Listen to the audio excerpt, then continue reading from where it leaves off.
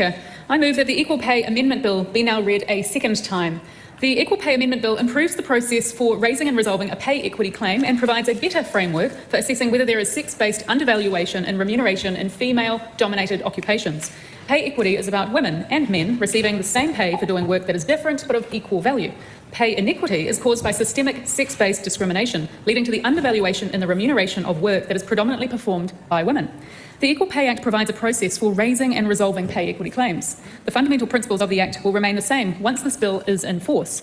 If an employee or a union considers that their work is subject to systemic sex-based undervaluation, they can raise a claim directly with their employer.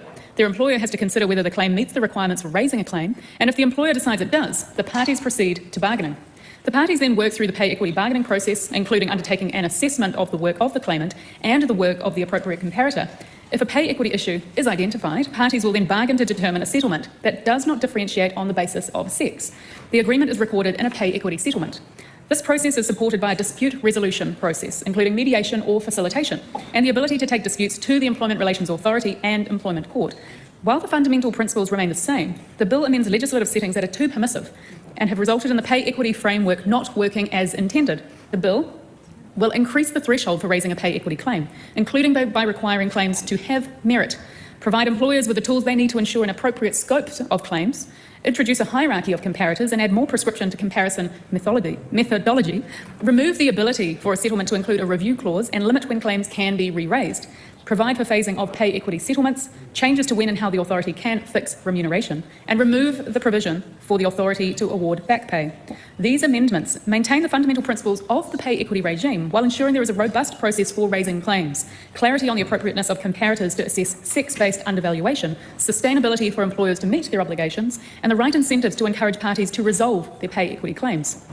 These amendments will achieve a better regulatory framework for parties to a pay equity claim to assess whether there is sex-based undervaluation and ensure that the pay equity regime is workable and sustainable. I commend this bill to the House.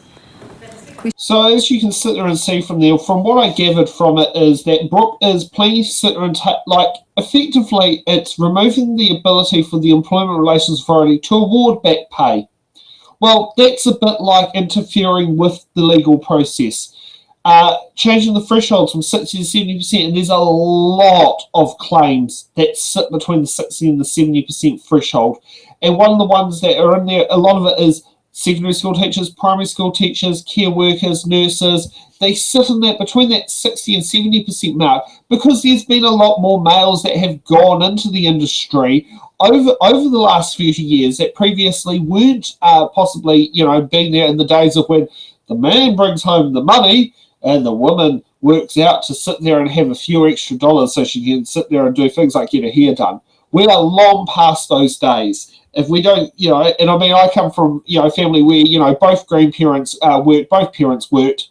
It just seems to be a bit of a slap on the face there, Brooke. And it feels like you're trying to sit down there and gaslight the people of what is a loss and trying to sell it as a win. It's a bit like getting one number on your lotto ticket and saying you won first division in the Powerball.